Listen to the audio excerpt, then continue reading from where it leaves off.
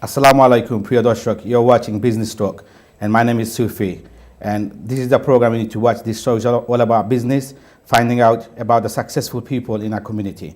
And firstly, I'm sorry for the delay. We started the show for some reason for technical fault. So we started with 10 minutes delay. Sorry about that.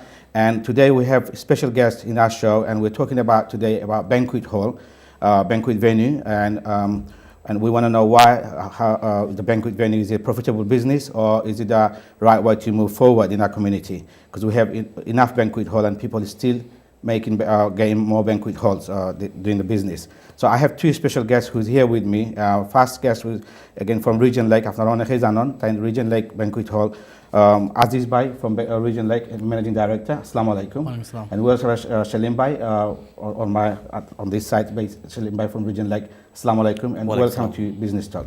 But it's obviously we start a bit delay and after the Washington Donabad, the nice just want to ask you, Aziz Bhai Afnare, the question is basically, why did you start doing the banquet hall? Well, actually, when we started the banqueting, it was all coincidental. It wasn't actually planned. I was doing my first year of my master's degree. Okay. And my brother-in-law, who's a businessman in his own right, he found a place and asked us to look into it. And when we saw it, we fell in love with the place. And okay. And thereafter, we kind of looked into what we could do with that place. It was a small place. I mean, he's in the restaurant business, so when I saw it, I thought, who was in the restaurant business? My brother-in-law, Shahid, he's from Crawley, and he's a successful businessman there. He's got the Buddha Belly, the brand. So he's in the catering business. That's right. He's been there pretty much all his life. And I've never been interested in business. I didn't want to do restaurant business or anything like that. I've got my academic side, and it's, as I said, it's coincidental. I saw the place, I fell in love with it, and although I was doing my studies, I said, you know what, I would love to be involved with that. And that's how I got involved. Initially, it was our brother-in-laws, myself and my two other brother-in-law. So it's like a family business, that's how it started. So, can I research for you? Have you done of course. Research anything? My God. The research element, I mean, because from academic side, research is what I do. I did a lot of research because obviously I didn't want to take a massive risk like this without knowing what I'm getting myself into. So I had to research about what is a venue business, what does it comprise of, the risk to it, all the nitty-gritties basically. I did do a lot of research. First and foremost was about looking into how many banqueting venues was around in a city, London, and in particular Tower Hamlets. And my research told me was there was very few at that time. Literally, there were very few venues, and when we used to hire halls for our family weddings and stuff like that, it was hard finding a hall, hard finding a date, and it was always like it's booked. So I thought, it's definitely a right business to get into at that time. Okay, so basically you're saying to me, it's on that time, how long ago have you started doing that Region Lake? Regent's Lake was born in June 2012. We opened our doors pretty much in June, or in the summer of 2012. So it's been 1.5 years, alhamdulillah. We've been running the show. Alhamdulillah, very successfully. So it's nearly 2 years now. 2 years now, okay. Yeah, so we've got a good grasp of the business now. And remember one thing, we've never been involved in venue business. None of us have. None of us. It was a new venture, completely new, like a new playing field for us. So every day was new to us. Okay. In terms of everything from the basic customer dealing, from negotiating the prices and how to set up a venue or how do we do it. All of that was completely new to us. We were like, every day was a new day for us. So any of your partners, have they worked in a restaurant, any kind of catering? Oh yes, of course. All my partners, except for my immediate brother-in-law, who's our other managing director, Mr. Safi Al-Alam. Us two, we're local boys, both in Bethnal Green. And we've never owned a business in that sense. But my other partners, my other brother-in-law who's from Crawley, they've got the whole life of restaurant business, buffet business and restaurant, pretty much, and some property businesses as well. Basically all this stuff. Shalim Bhai, let me ask you a question. What is your role in Region Lake? Well, basically, I look after the catering side.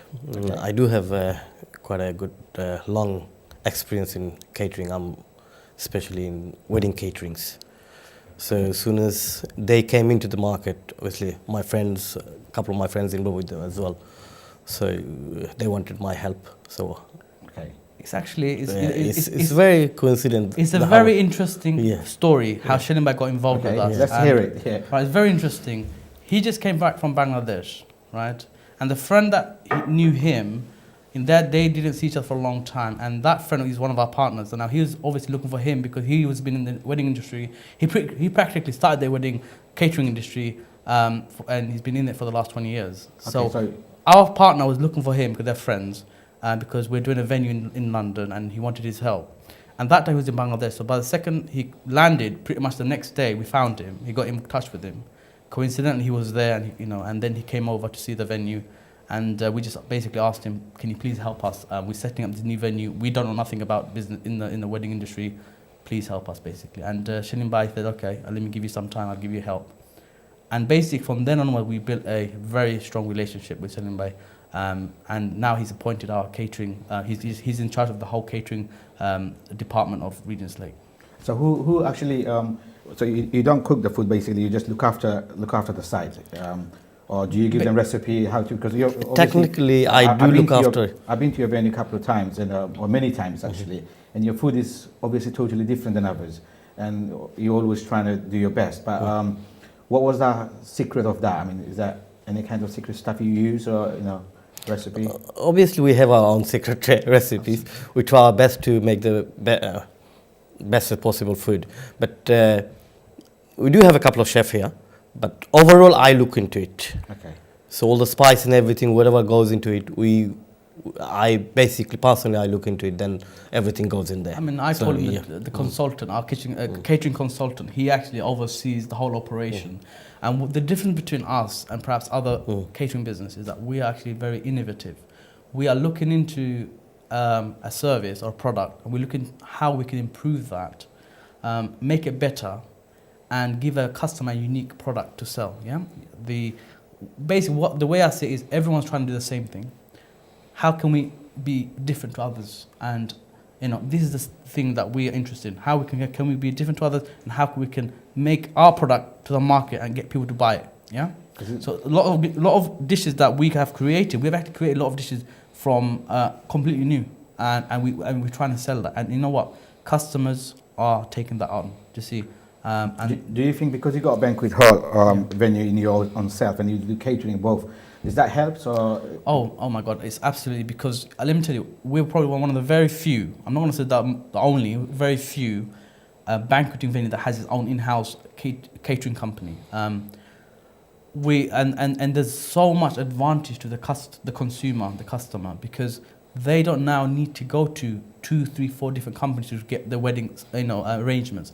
They can come to one place, i.e. the venue, and from there they have the catering, they have the venue, and they are working integratingly. And obviously from one place, if they get everything, it's such a stress-free wedding. Because wedding, don't forget, is very stressful for both sides. Very stressful for both sides. I mean, yeah. Someone's getting married, and it's a very, very risky business. I mean, many of my friends actually in the similar kind of business, but I always think it's a very risky business because you make one mistake, and you are ruining someone's whole special life, day. Special day. Yeah. So, how do you, if something goes wrong, how do you overcome on that? Like, it's a very critical question. The good thing about Regent's Lake is we're quite unique in the sense that, there's lots of things that make us different and unique from our competitors and other businesses. One of the key things is, firstly, I say is Shilimbai. Shilimbai brings with him 20 years of the wedding industry business, right? Now, that is invaluable, yeah? He practically taught us how this thing works, this venue business, this catering business works. So, and within that time, very short time, we actually developed very quickly and understanding what customers want, what they need, how we can improve that. And the thing you said about the technical problems and issues going wrong, when you have a very strong management in place in any business, right, they have contingencies where when things go wrong, what do we do and how do we best respond to those things? So for example, we have an earpiece on. We're all controlling, we're all communicating. Yes, absolutely. So communication is very vital. So we're always communicating throughout the whole day. the catering company and us, we're always communicating to work out how we're doing this, how we're doing that, what's happening, is the food ready, is this, you see, so we work it integratingly, and because of that, we're always in communication, we can address any issue, any problem, hit it face on. You see. I mean, is there anything? Obviously, you've been experienced for 2 years now, nearly 2 years. And I know Shalimba has been nearly 20 years. Probably worked in the catering business for many years. So, how do you find first year? How was, because obviously you are the one who's faced the customer. Maybe Shalimba is behind the scene. Yeah. So sometimes behind the scene, even though he's got a risky, hard job, but you have to face the customer. So the face of what was your difficult thing you faced? I think in every business, especially in a customer service business, which we are, we serve 600 guests a function, averagely. So we have to practically satisfy 600 people, at one go. But customers can be very difficult.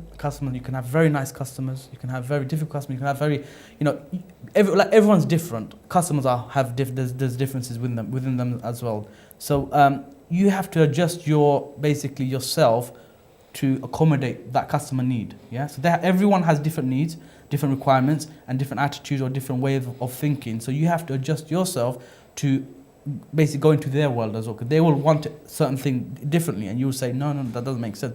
But you have to adjust yourself, adjust your speech, adjust your way of thinking to fit within their framework. You see, so you have to use a lot of psychology there as well with the customers in order to understand them and to see what they want and how to basically communicate that to them. Because communication, by the way, is very important when you're dealing with one-to-one customer service, and you have to understand what they want, where they're coming from, their background, the budget they have, and that's another big issue is budget. Everyone has a different budget. How do you accommodate for everyone? Yeah, I was going to ask you, how do you overcome with the competition? Because as I said before the show start, because we work in the TV, we know how many people comes to us for the advert, and they're opening banquet. There's so many banquet venues opening, and even so many people comes to me and say, let's invest money with me, and is banquet venue left, right, center, we can say, it's happening everywhere. So you raise a very valid point. When we were in the research mode phase of our business, I did a very extensive research. When I went in different areas and different groups and in different crowds, I used to talk about banqueting. Not that I was opening it, I used to talk about banqueting generally, just to get people's feedback and say, I want to open it. This is very interesting. Because it's a prestigious business, by the way, and it's not something where everyone can open it, because you need a lot of capital to get in. And not only that, you need a big place. Unfortunately, London is so cramped. There's very few spaces left big enough for a banquet. Do you see? Because London, the square foot, the expense of a square foot in London is, it's amazingly high compared to other places. Because especially for Bangladeshi community or Asian community, we can say, when we go to the wedding, we need to have the car parking. It's very important. For English mancholag is not very important. No. But for us, Indian people or Asian people, it's important to have the car park and things, those kind of stuff. So I know you need a lot of money. So when you opened your hall in Bow, which is in the Bow, Bowolf, yeah. Bowolf, yeah. Bow. What was that tract? What was sold to you? Like, to me, the first thing, because you said you loved that place. Oh, no, I fell in love with it because remember, this is a building, a very beautiful building, no less. It's on the bank of the lake, the Regis Canal Lake, yeah. So literally, you're in the junction of the Hertford Union Canal and the Regis Canal, and you're in the junction of those two canals. So when I saw the place, it's by the lake. And basically, when you stand in the venue, you've obviously been there. It's by the window. You by the water. You can actually see the water. It's amazing. And in front of it is the park, Wellington Green Park. So when I saw it, it's beautiful. But obviously, automatically, you think, how do people come to venues with a car? Yeah.